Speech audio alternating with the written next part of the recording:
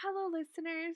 Today we're reading The Remember Balloons, written by Jesse Oliveros, illustrated by Dana Wolfcotti.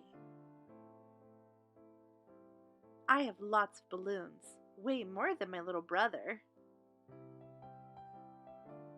This one's my favorite, I tell him, pointing to the balloon filled with my last birthday party. When I look at it, I can see the pony again. I can still taste the chocolate frosting.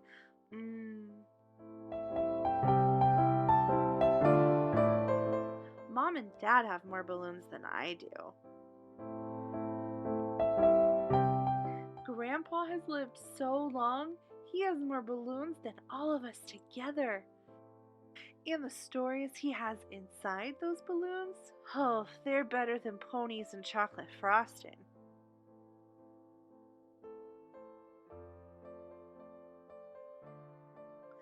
What's in your yellow balloon? I ask him. Grandpa's eyes light up. We'd just come back from picking blackberries along the muddy banks of the creek. Our berry-splattered faces gave Aunt Nellie's cow such a fright that she didn't make milk for days.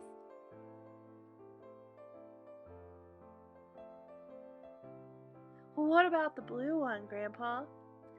Well, that's the time I lost my favorite dog, Jack. I found him chasing butterflies next to the schoolhouse. Only Jack could get me to school on a Saturday.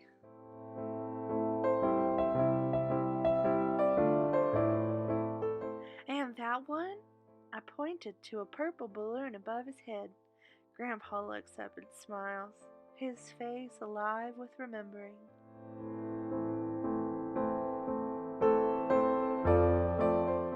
That's the day I married your grandma in the little church on Cedar Lane. We danced that night under the stars, and oh, how I loved her. I don't have to ask him about the silver balloon because I have one too. That was the day we stood on the dock till sun went down, feeling tug after tug on our lines. Grandpa and I must have caught 1,000 fish. Grandpa ruffles my hair like he always does. That's one of my favorite balloons. Mine too, I say. But Grandpa's been having problems with his balloons lately. One'll get caught in a tree and he'll tell me the same story over and over. Let me tell you about the Christmas that I went to Aunt Nellie's farm, Grandpa says, even though he just finished telling me about it. Other times, a balloon will float right out of his hand, and he won't even know it.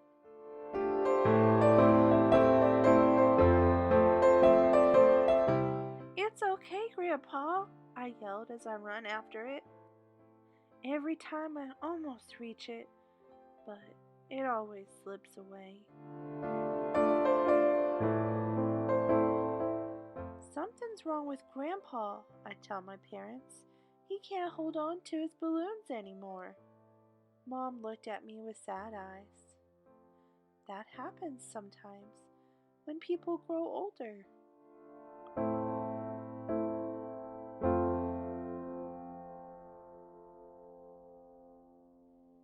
Grandpa's balloons start floating away faster and faster.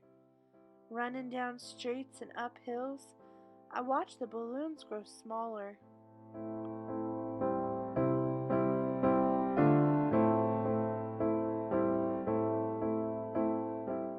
He finally loses the silver one.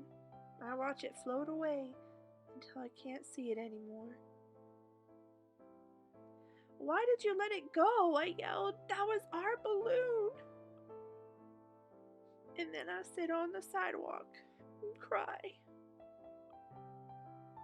I feel Grandpa pat my back, but he doesn't ruffle my hair like he always did. Why are you crying, child? There's nothing to cry about.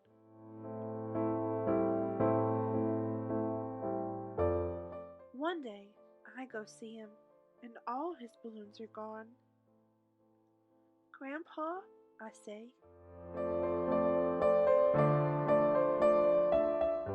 but he doesn't look at me. It'll be okay, Dad says. Look up. I have new balloons now, a yellow one filled with blackberries and a cow, a blue one filled with Grandpa and his favorite dog, a purple one filled with a wedding day. See, Mom says, now they're yours to share. So I climb into Grandpa's lap and begin telling him all about my new balloons.